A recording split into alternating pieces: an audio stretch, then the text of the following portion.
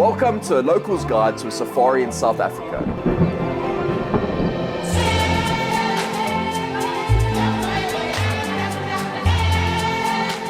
Hey guys, if you're getting ready for an unforgettable safari experience, you're in for a wild ride. Wild, get it, it's a safari reference. No? Okay, moving on.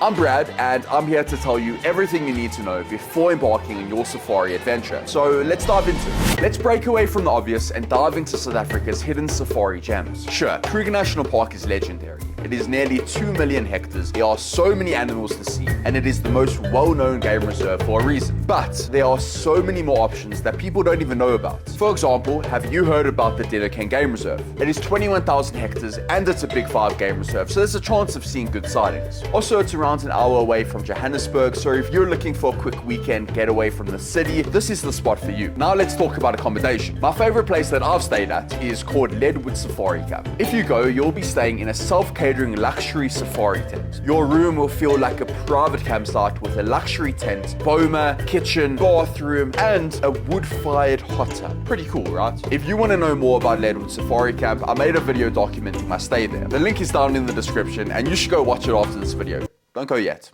Another option is the Valgefontein Game Reserve. It is around 38,000 hectares and a Big 5 game reserve, so you can see amazing sightings here as well. It's around 3 to 4 hours away from Johannesburg, so that's closer than the Dinokeng Game Reserve, but closer than the Kruger National Park. Now for accommodation. My favorite place I stayed at is called Elephant's Crossing Lodge. It is not self-catering, so the food is made for you, and it is delicious. But when you're not eating, you can go back to your room, which is a luxury tent. It is a premium room. If you want to know more about Elephant's Crossing Lodge, I made a video documenting my stay there as well. The link is down in the description below, and you should go watch it after this video. Hold on to your safari hats, because I'm debunking the myth that safaris are just for winter. I'm holding my hat right here. Cool, hey?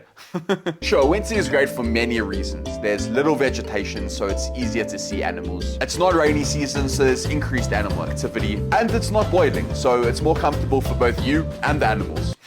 But summer definitely has its own enchantment as well. It is rainy season, so there will be lush and green landscapes. Animals usually give birth in summer, so there's a chance of seeing baby animals. There will be classic South African thunderstorms that will turn the sky into a light show and may even act as a good backdrop for your photos. And the best part, the cost will be lower because it's not peak time. To end off this point on when you should go, it is completely up to you and your preferences. Both seasons have their advantages and disadvantages, but whichever you choose, I'm sure that you will enjoy. Now that we know where and when we're going, let's talk about what to pack. For summer safari, think thin layers, breathable shirts and shorts, and a hat to conquer the African sun. It is no joke. Also, you may need to bring some warmer clothes as well, because those early morning game drives can be freezing. For a winter safari, swap your wardrobe for cozy comforts. Long pants, warm layers, and a beanie to ward off the cold during those early morning and late afternoon game drives. By the way, most lodges actually provide you with insect repellent and binoculars so that you can get a better view of the animals, but what they don't provide you with is a camera to capture those beautiful animals and moments, so don't forget that. But keep in mind, whatever season you choose, pack your enthusiasm, wonder, and a dash of adventure, because those are the essential accessories for any journey.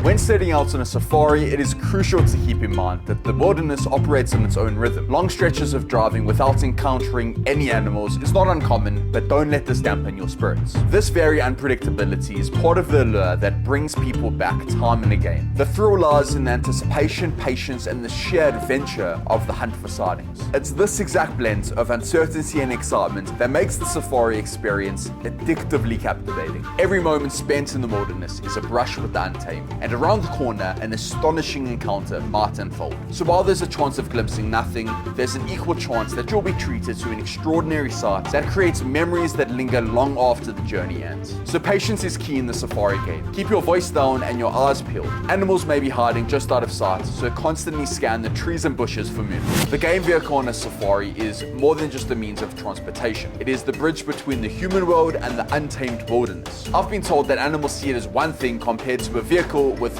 multiple individuals inside. This just proves the importance of staying within the confines of the vehicle. While the urge to stand up and try to get a better view is tempting, you must must resist. Once you're within the animal's realm, you're guests in their home. So that means respect for their space is paramount. Safari guides, who are often referred to as game rangers, are the captivating storytellers of the wild. Their expertise transform a simple safari into a captivating journey, where their stories and insights breathe life into the landscapes and animals that you encounter. These guides are like skilled trackers, deciphering the language of the wild and offering you a deep understanding of their behaviors and habitats. By sharing their experience, these guides elevate the safari experience, leaving you with lasting memories and a newfound appreciation for the wonders of nature. After an exciting day of adventure, there's something special about gathering for a braai. A braai is a local barbecue where everyone comes together to cook and eat delicious food. The aroma of the sizzling meat, the warmth of the fire, and the laughter shared around the grill, that creates a sense of togetherness that perfectly wraps up the day of adventures. It's a moment to unwind, relive the day's stories, and relish the taste of the wild with the company of good people. This is more than a vacation.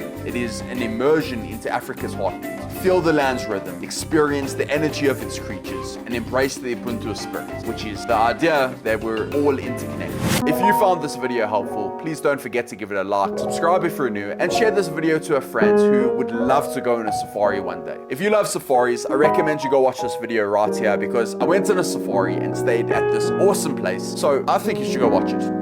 Do it. What you waiting for? Click this video now.